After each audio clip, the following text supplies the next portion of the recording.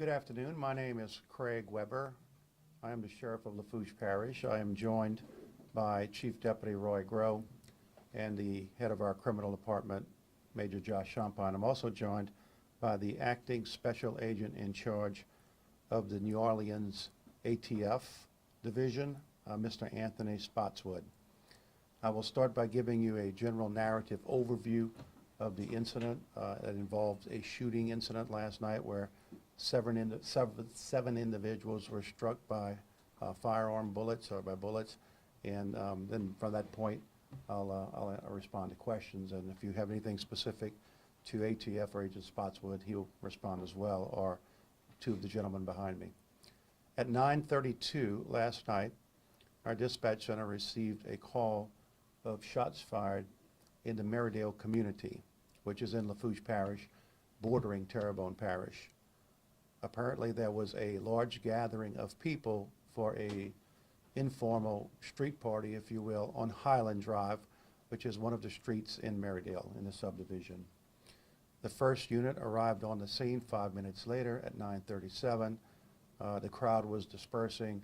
There were persons who were injured for having been struck by bullets from firearms, and the officers were able to start administering first aid, assisting in getting victims to the hospital and securing the scene as a crime scene. It's less than 24 hours since this incident occurred. As an update, I can assure you that we have not wasted a minute of time in following up on leads, generating leads, and extending to our partners like ATF and other local law enforcement support for help or collaboration for assistance in solving this crime. There were 7 individuals who were struck by bullets from, we believe, 2 different firearms that may have been used. Of those 7 victims, 5 were female and 2 were male, all 7 between the ages of 17 and 25. There were 2 other females between the ages of 21 and 25 who were injured as a result of probably the pandemonium associated with people trying to seek cover or get out of harm's way. Of those 9 people, all have been released from the hospital. We're very blessed and fortunate to say that there were no fatalities, and it appears that everyone will fully recover or recover from the injuries that they received. There's 1 person still hospitalized. Thus far, from a crime scene perspective, we have recovered 1 firearm with DNA evidence on that firearm, and we have sent that firearm to ATF for a detailed forensic analysis to include checking the casings, checking for firing markings on the projectile, and any other evidence that might be associated with that particular firearm. We have also recovered 12 casings, 11 spent casings, and 1 live round at the scene from 2 different caliber weapons. The indication is that the weapons and the calibers are consistent with handguns. The event, we are told, and much of what we are told is very speculative at this point, because we're, as I mentioned, within 24 hours of this incident. We're told that this event may have started as some sort of a graduation party from a preschooler. And of course, today, with the advent of social media, once 10 people get together for an event, they become 10 more people. From each of those people become 100 people, and it expands to have the whole street full of people. We have every reason to believe that the majority of the people there were legitimately socializing in a forum, and unfortunately, at least 2 or more individuals with firearms and without any regard to the safety of themselves and to the people around them shot into this crowd, creating the injuries that I described. We don't have a motive. We do not, at this point, have a suspect. However, we do have a lot of information and leads that we're following up to include analyzing digital evidence, identifying and speaking to persons who were the victims or who had been injured in this event. In addition to that, and this type of shooting, where we've seen it in the past, infrequently, but we have seen it in the past, sometimes it's typical of two or more people who have some disagreement or what might be called a beef. And they make the decision to settle it among themselves. And it's a callous group of people who are prone to violence. And as you can see from this incident and similar incidents across the country, they have zero regard for the sanctity of human life and for innocent victims that might be harmed by their unwillingness to settle things in an amicable way and their unwillingness to involve law enforcement. By the time the officers got there and the scene was secured, there were estimates of as many as 400 or 500 people there, and within a short period of time, the crowd was diminished to maybe 10 individuals who lived nearby. It's not unusual for people to be genuinely concerned in a situation like that and to not obviously put themselves in harm's way of these violent, lethal criminals by being seen talking to police officers. However, what we have found through past incidences, and other agencies as well have corroborated that the information will start trickling in. That obviously there are people who know things and who have seen things, and we want to use this press conference as an opportunity to appeal to the public, in particular people who may have been at this event and members of the Merrydale community, to let them know that we are unified in our willingness and our commitment to keeping this community safe, to identifying the person or persons responsible, to apprehending them and holding them accountable. Anything that you know or heard, it doesn't have to be firsthand information. Our investigators may just have that one nugget of information, a vehicle description, a nickname, a street name, something that people were talking about, a text message, a video on a smartphone. Whatever information you may have or pick up, please contact our office directly. Contact ATF directly. Lafourche and Terrebonne and Assumption Parish are part of the Bayou Region Crime Stoppers. That has been productive in solving cases in the past. The Crime Stoppers process is 100% anonymous, so your anonymity will be protected. If you're motivated to receive a reward for your information, rewards are available, and that'll be published as well and has been published. So we want to encourage you to take a deep breath, to realize that we're here to work with you to make your community safe, to bring people to justice. We're blessed beyond belief to know that out of 7 people who were struck by bullets from 2 or more shooters, they're all at home except for one right now who will probably be released. There was no fatalities, and that's only by the grace of God, because that reckless behavior of a person who is armed with a weapon going into a large crowd and indiscriminately firing is almost always going to produce casualties. We have some digital evidence, and we can document that the shooting was over in the span of 3 seconds. This was a very quick event, and it resulted in people, of course, seeking cover and getting away from the area and putting themselves out of danger. If you want to ask any specific questions, I'll do my best to respond. However, we're so preliminarily into this investigation, and we're still getting leads, and we anticipate leads to start generating at a greater frequency, and some leads don't pan out, but that's okay. We want to chase down every lead, and if it doesn't pan out, we'll redirect our resources. We will be applying for search warrants to receive information related to digital evidence. At that point, I think we're going to continue to make progress.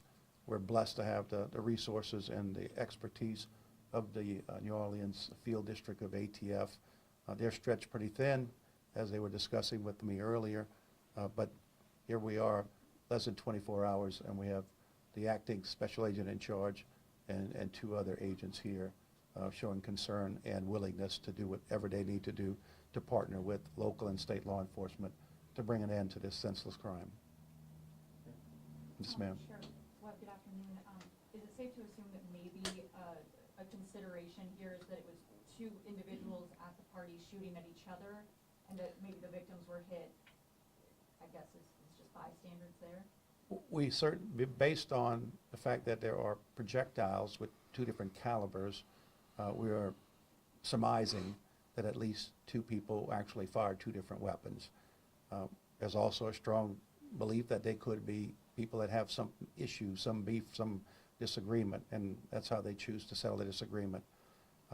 We can't rule out that one of the people that went to the hospital could or may be involved as a suspect, but we have nothing to suggest that other than, if I'm standing next to you, firing a gun at you, and you're firing a gun at me, there's a chance we could have got hit as well. Sheriff, you talked about digital evidence, and we saw that there were cameras on the front of each street. Do you guys have video of this incident? We do have some video as a result of the cameras that you have referred to, but in addition to that, when I talk about digital evidence, I'm talking on a broader scale. I'm talking about cameras that private individuals and businesses have. I'm talking about social media, text messages. I'm talking about phones and GPS coordinates on phones. There's a lot of other aspects of digital evidence, even vehicles. Vehicles now are computers with an engine and wheels, and you can get a lot of information about where a vehicle was, at what time it was, whether it was speeding or not speeding, that sort of information. So the area of digital evidence is constantly expanding exponentially on a daily basis, and it's really a great force multiplier, but it takes a lot of human resources to manage that. It can get overwhelming, but it also helps you process leads and be consistent. So we're not going to leave, but you never get away from good old-fashioned police work.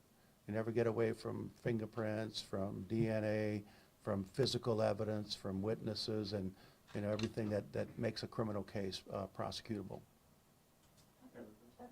Sheriff, can you talk more about the handgun that was recovered? Y'all are confident that was one of the ones used in the shooting, and how is that going to help the investigation?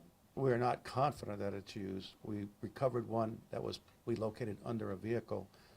So the part of having ATF here is to have them use their forensics to determine if it's related or could be related. You all said you all believe 2 different handguns were used. So one was recovered and you all don't know about the other one? We have projectiles from 2 different calibers to suggest 2 different guns. We did recover a gun. The caliber of the gun we recovered is consistent with the caliber of one or more of the spent casings, but that does not conclusively guarantee that that was the gun that fired that weapon. We will be able to find out at some point through ballistics testing. Do you all know if that gun was stolen, the one that you all did recover? We have confirmed it was not stolen. What kind of caliber did you recover? At this point, other than the .40 caliber, I'd rather not discuss anything else on caliber that might hinder our investigation. Have you talked to the person who owns that gun? Not as of yet. We are attempting to locate the individual so that we can have an interview. Sheriff, you talked a lot about the fact that the victims, it seems like all are going to be okay. Can you give us any more information about their the injuries that they suffered? I know one person at the scene told us that maybe one of them was shot multiple times, as many as 5. What can you tell us? I don't recall that anyone was shot 5 times. I don't want to be contradicted on that, but I have not looked at and got a medical report. I do know one victim had a graze wound on a forearm. Another victims were hit in their extremities, arms and legs. There was one victim that was struck in the shoulder and may have had a lung puncture. That's what I know now. I can have the public information officer follow up with a more detailed description of the types of injuries that were sustained once we have a clear understanding. Do you believe that the people who were shooting were in the crowd, or is it possible they could have been kind of in a surrounding area, or? They had to be in close proximity. This was a very dense crowd, and when we looked at the crime scene, the projectiles were in an area smaller than this room, maybe half the size of this room. So it was a very close, 3 seconds, dense crowd. We spoke to a driver and it looked like a bullet had shattered her window, but then she said she thinks it may have been a rock that was thrown at her window. Do you all know anything about that? Yes, I was at the scene last night, and I know the vehicle you're talking about, and it did have a area of the windshield that looked like it would have been maybe hit by something, but not a bullet. We ruled that out. And while you're speaking on bullets, just a afterthought, and you're speaking of the injured, You know, we also are seeing if there's a possibility to recover any projectiles for many of the victims, that projectiles may have stayed within their body. Now, that's a medical decision. It's not uncommon for medical professionals to determine that leaving a bullet within someone's body is less harmful than trying to remove it. So we don't know if we'll have the benefit of getting any projectiles, but if there are any available, that's another useful piece of gun ballistics and forensics. Are you amazed this could have been worse? I am amazed that there were no fatalities connected to this event, and certainly it could have been worse, absolutely. You know, but we are blessed that everyone's out of the hospital, and there are people that are simply socializing at an event with friends, not expecting or causing any trouble, and then you have individuals who just have no sense of conscience. They're very lethal, and they just total disregard for human life. It's an unconscionable sense of how people can exist in our world and get to that point in their life. And they're younger people generally. Can't speculate on this particular case, but many times they're younger people, and they're going to spend, if not all of their lives, a better part of their lives locked up in a penitentiary. Sheriff, I apologize, I have one more question, and I don't know, I don't mean to put the special agent in charge on, you know, would he be willing to speak just about what the ATF can bring to an investigation like this? Sure, I would be glad to I know have that the acting the sec. ATF doesn't come and to some- every press conference, so it seems like you all being here, this is obviously a priority of some sort. Yes, ma'am. First of all, good afternoon. One of the things I want to say is my condolences are with the victims of this senseless incident. Certainly something that should not have happened. Secondly, I want to thank the sheriff for the partnership that we had, which allowed us to have a very fast collaboration and be arriving on scene relatively quickly.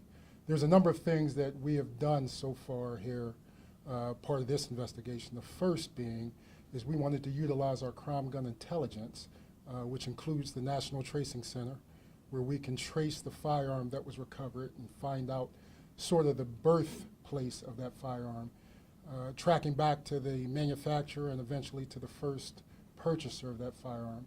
And secondly, and probably the most important, is our NIBIN analysis, which utilized the ballistic identification, where we can track those shell casings that were recovered. We can track that firearm that was recovered and figure out if those shell casings or that firearm was found on any other crime scenes across both the area here and the general area throughout this region.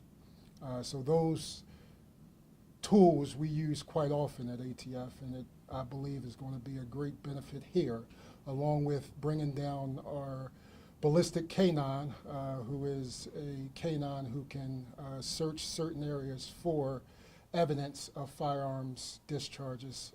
It's an explosives canine, and we will be bringing that resource down here as well to help the sheriff. What's the name of the canine? We're still trying to figure out which canine we're going to bring down, so I'll let you know that once we confirm it. Any other questions? Certainly, we'll continue to update all of you as more information becomes available and as the investigation proceeds forward. We have every investigator in the sheriff's office. We have our friends in the local police departments. We have our federal partners that are making this a #1 priority. And we're going to not leave any stone unturned. And we're hopeful and confident that we'll get cooperation and we'll identify the person or persons responsible and be able to take these dangerous, violent criminals off of the streets. Thank you very much. Thank you.